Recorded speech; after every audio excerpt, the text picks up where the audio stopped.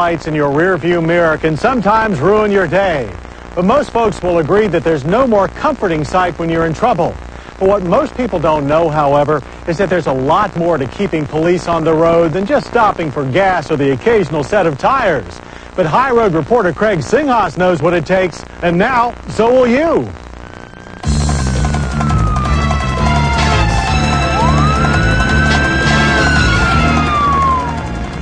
Despite what you may see on your favorite police drama on television, the greatest danger that a police officer faces is not really from the criminal element of society.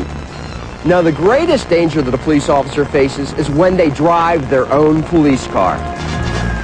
A lot of people think that police officers and handling calls and stuff like that get involved in shootings and stabbings and fights. But we lose more police officers in the United States in a year just driving their police car, getting to a call, going from a call, or just driving around. That is why the state of Maryland's Police and Correctional Training Commissions has seen fit to create a police drivers training facility, a place where both police cadets and experienced in-service officers can sharply hone the unique skills required in police-style driving. The driver training facility has 7 different areas of training. We have a skills pad that's 300 by 600 for skilled cone courses. We have a 175 by 300 skid pad. We have an urban setting that's like a street complex. The only difference is it has hills of dirt rather than buildings.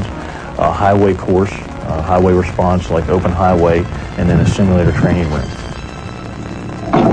And whether an experienced veteran or the greenest cadet, each and every participant is challenged by the curriculum. The skills area, the 300 by 600 foot, is set up for cone courses where it's designed to teach the police officer how to leave the 4 corners on the car, so that we don't back into things, we don't run over things, we don't hit things that would inadvertently moving the car around in restricted areas, as well as when we do the evaluations, they're linked together. And I assure you, there is a big difference between autocrossing a sports car and maneuvering a big barge like a police car around.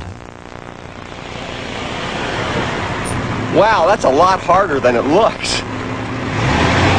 The skid pan is designed to teach the officer how to maintain control of the car under adverse weather conditions. And we try and give them the opportunity to actually lose control of the car. So when they get out in the real world and it happens, they're familiar with the feeling, they won't panic, they'll know the proper skid corrections. The urban grid complex is designed to teach the officer how to get through the urban city areas with the kind of restricted views provided by the buildings. And again, here we have dirt rather than buildings.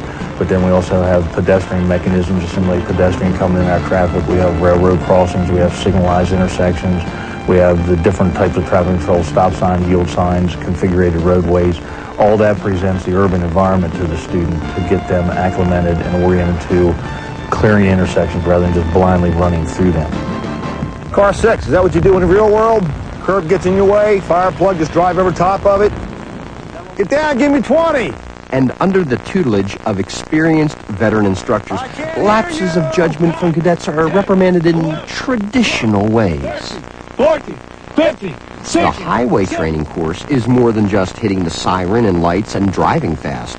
Students, especially cadets, go through extensive drills and maneuvers to teach them to respond to the unexpected at highway speeds and to different road surfaces. A lot of our calls involves open roadway or pursuits.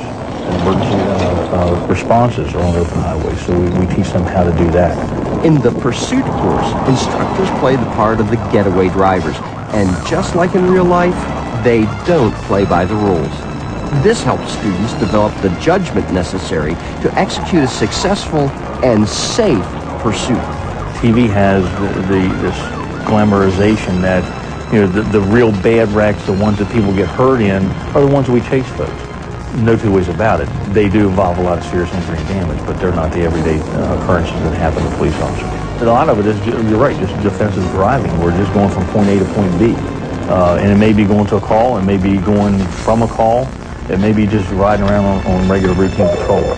And that is why programs like this are so important, to assure every officer's safe arrival next time they're called upon to protect and